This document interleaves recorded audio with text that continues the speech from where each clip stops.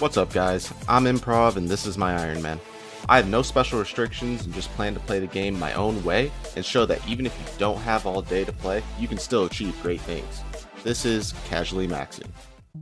Alright, today we are going to check out the new forestry update. Before we get in, I want to apologize if my voice sounds kind of off. I lost my voice a couple days ago, and I am still recovering. So, here we are.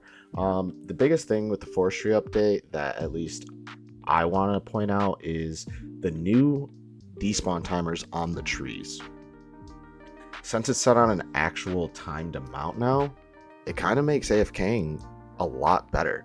In the past, especially if there were multiple people on a tree, you would find that the tree might disappear after only a few seconds. Whereas now, especially if you're a higher level woodcutting, if you are cutting magic trees, redwood trees, yew trees, things like that, you definitely have more time to AFK in between, which is kind of nice.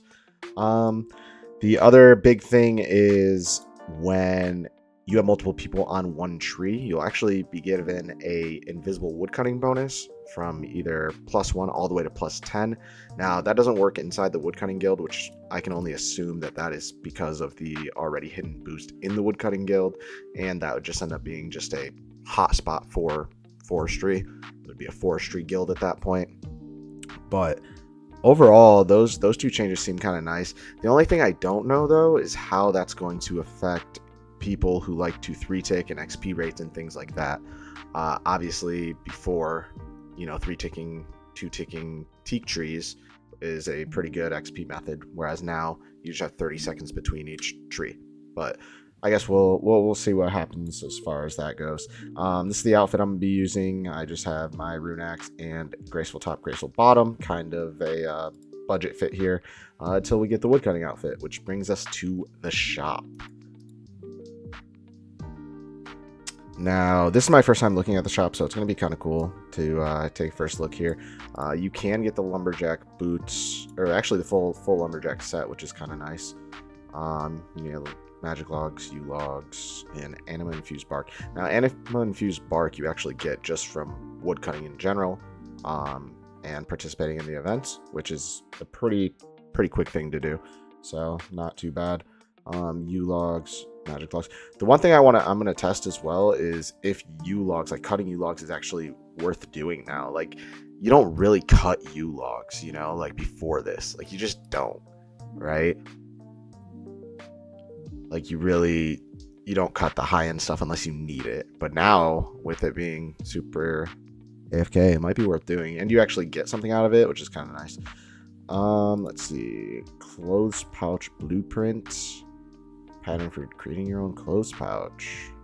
Oh yeah, the clothes pouch allows you to store the lumberjack outfit. Kind of cool. I don't know. That's super necessary. The log basket is what I want to unlock immediately. So log basket's gonna be the first thing that we go for. So we need 5,000 anima infused bark, 300 oak logs, and 300 willow logs. So that's what we're gonna work on getting. But the nice thing with that is it's just like the fish barrel. So basically you can hold more logs. I think 28 more, I believe, which is super nice.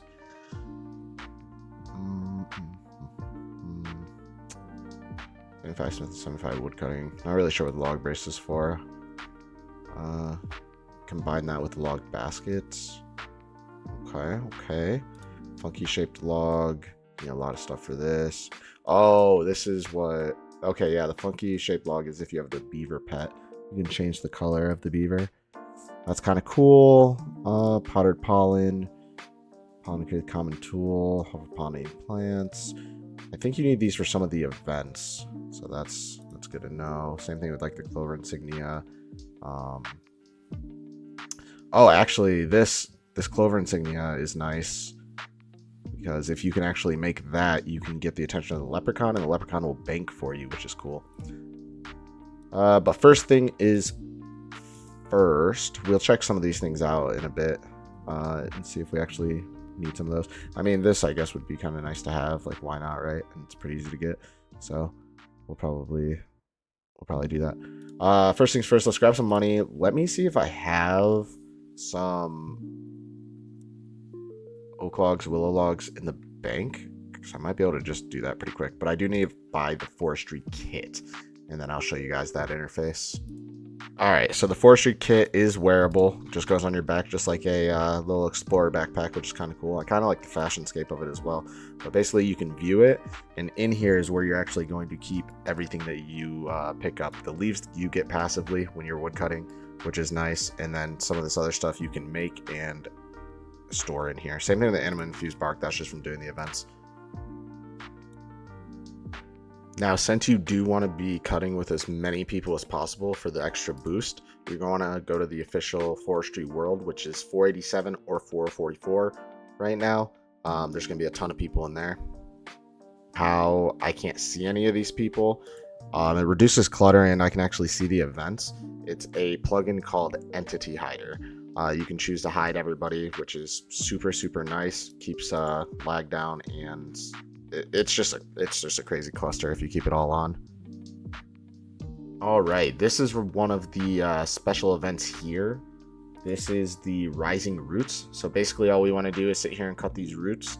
Now one of them should end up being a different color with like a greenish tint to it. If we see that, we'll jump on it. Oh, right here. So see, this one's green. So this one's going to give you more anima infused bark, and it's going to give you a little bit more XP. So make sure you're paying attention when you are woodcutting. These are very good sources of XP. So definitely make sure you are paying attention. This right here is just a view you just would not normally see. Maybe back in the day in free to play, but you're not normally going to see this many people at yew trees. All right, this right here is one of the other things. So basically somebody has the leprechaun charm, then the leprechaun can spawn and everybody can use him, and he can instantly deposit all of your logs to the bank. That alone is one of the best things that has ever been added. That's actually so sick, especially when you're doing these types of trees that take so long to cut anyway. The odds of you being full by the time one appears is pretty low, so you can basically just stay here indefinitely. That is my favorite event. That's amazing. I love that. Also, it does seem like the rate for events is about 1 every 10 minutes or so. So usually you'll get about 6 to 7 events per hour. All right, in order to get the lumberjack outfit, at least from this mini game, you do basically, to get the full, you need to have 90 wood cutting. To get almost all of the pieces for the lumberjack one, you do need to have 75 wood cutting. I'm only 65 at the moment, so probably not gonna do that. However, like I said earlier, I do want to get the log basket because it's just like a fish barrel. You can hold 28 extra logs, which is super nice. For that, basically we will need 300 noted willow logs, 300 noted oak logs, and then 5,000 anima. Now the anima obviously only comes from completing events, so those we do have to get a little bit luckier for. However, getting the logs we can still do just like normal, so we're going to work on that. All right, this here is the flowering bush event. Basically, so you have to get the 2 that have the pollens on them. So it's this one and this one, right? So then you just run between these 2. So you find the ones that have the pollens and then run between them to pollinate them.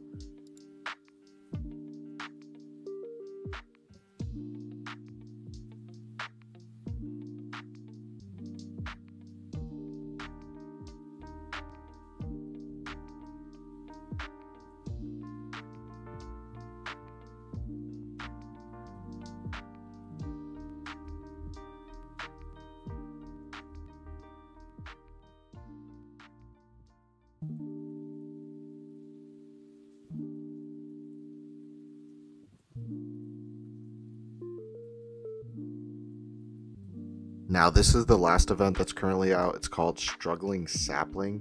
Basically a sapling will spawn with very low health and you have to get it to full health by collecting different resources.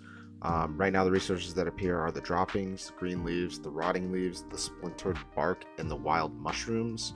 And you just have to find the correct 3 ingredients to make the perfect